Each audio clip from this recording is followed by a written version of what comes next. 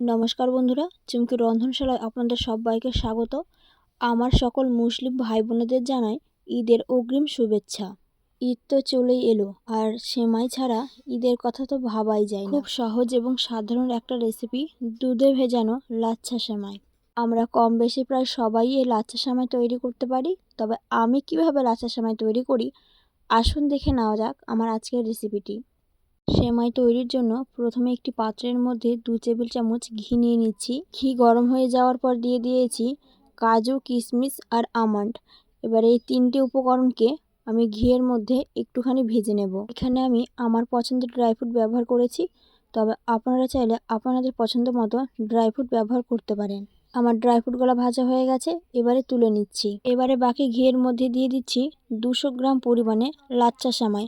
আর সেমাইগুলোকে আমি প্রথমে এভাবে ভেঙে দিয়েছি। তবে এই সেমাইগুলোকে ঘিয়ের মধ্যে কিন্তু খুব একটা ভাজতে হবে না, হালকা করে ভেজে নিলেই হবে। আর এইভাবে যদি ঘিয়ের মধ্যে ভেজে নেওয়া হয় তাহলে দুধের মধ্যে কিন্তু একেবারে গলে যাবে না। দেখুন সেমাইগুলো ভাজা হয়ে গেছে, এবারে গ্যাসের ফ্লেমটাকে আমি বন্ধ করে দেব। এখানে আমি নিয়ে নিয়েছি 1 লিটার পরিমাণে গরুর দুধ। তবে এটা 1.5 লিটার পরিমাণে দুধ ছিল, আমি জাল করে 1 লিটার করে নিয়েছি। আমি এখানে গুঁড়ো দুধ ব্যবহার করব না, তবে আপনারা চাইলে কিন্তু গুঁড়ো দুধও ব্যবহার করতে পারেন। আপনারা যদি গুঁড়ো দুধ ব্যবহার করেন সেক্ষেত্রে আপনারা 1 লিটার দুধ নিতে পারেন।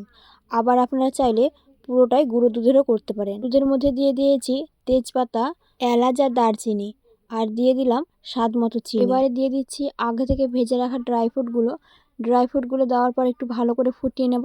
তারপর গ্যাসের ফ্লেমটাকে আমি বন্ধ করে দেব। এবারে দুধটা আমি দিয়ে দিচ্ছি সেমাইয়ের মধ্যে, তারপর রেস্টে রেখে দেব যতক্ষণ না সেমাইটা ভেজে যাচ্ছে। দেখুন সেমাই কিন্তু খুব ভালোভাবে ভিজে গেছে আর ঠান্ডা হয়ে গেছে। এবার একটি বাটির মধ্যে আমি সার্ভ করে নিচ্ছি। এই সেমাই তৈরি করা যেমন সহজ, আর খেতেও কিন্তু খুবই মজার। বাড়িতে অবশ্যই কিন্তু ট্রাই করবেন, আর কেমন হয়েছে অবশ্যই কিন্তু আমাকে জানাবেন। আর ভালো লাগলে লাইক ও শেয়ার করার অনুরোধ রইল।